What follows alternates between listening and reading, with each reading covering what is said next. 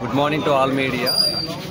ఈరోజు మన ఎస్పీ గారి సూచనల మేరకు, డైరెక్షన్స్ మేరకు మచిలీపట్నం టౌన్లోని టెంపుల్ కాలనీలో కార్డన్ సెర్చ్ నిర్వహించడం జరిగింది.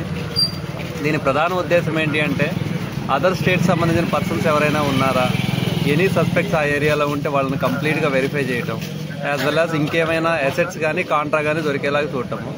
ఈ ఆపరేషన్లో సుమారుగా మన సబ్ డివిజన్ సంబంధించిన 100 మెంబర్స్ స్పోర్ట్స్ పాల్గొన్నారు. ఉదయాన్నే 5:30కి స్టార్ట్ చేయడం జరిగింది. ఇప్పుడు కంప్లీట్ చేశాము. దీనిలో భాగంగా ఒక 46 బైక్స్ సీజ్ చేయడం జరిగింది. ఏవైతే పేపర్స్ లేవో, ఏ డాక్యుమెంటేషన్ ప్రాపర్గా లేవో ఆ బైక్స్ సీజ్ చేయడం జరిగింది. యాజ్ వెల్ యాజ్ ఒక ప్రీవియస్ అఫెన్స్ హిస్టరీ ఉన్న ఒక సస్పెక్ట్ని అదుపులోకి తీసుకోవడం జరిగింది. As well as another 3 persons కూడా అదుపులోకి తీసుకోవడం జరిగింది. వీళ్ళందరినీ విచారించి ప్రాపర్గా మాకు ఎంక్వైరీలో క్లారిటీ ఉంటే పంపించేస్తాము.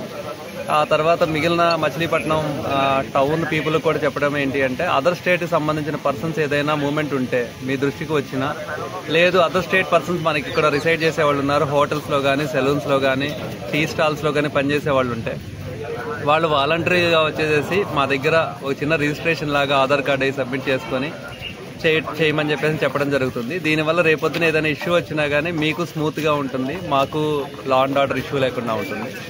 ఇటువంటివి ఫ్యూచర్లో కూడా ఇలాగే కంటిన్యూ చేస్తాము. మచిలీపట్నం సబ్ డివిజన్ మొత్తంలో కంటిన్యూ చేస్తాము. నెలకి 1 or 2 కార్డన్ సెర్చ్ ఆపరేషన్స్ చేస్తాము.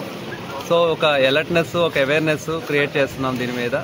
ఎవరైనా కానీ రెంట్లకు ఇచ్చే వాళ్ళు కూడా వాళ్ళ యాంటీసిడెంట్స్ వెరిఫై చేసుకోండి. ఎటువంటి పరిస్థితుల్లో యాంటీ సోషల్ ఎలిమెంట్స్ని మనం సపోర్ట్ చేయకూడదు అని చెప్పేసి ఈ విధంగా ఇప్పుడు పత్రికాముఖంగా నేను అప్పీల్ చేస్తున్నాను. Thank you.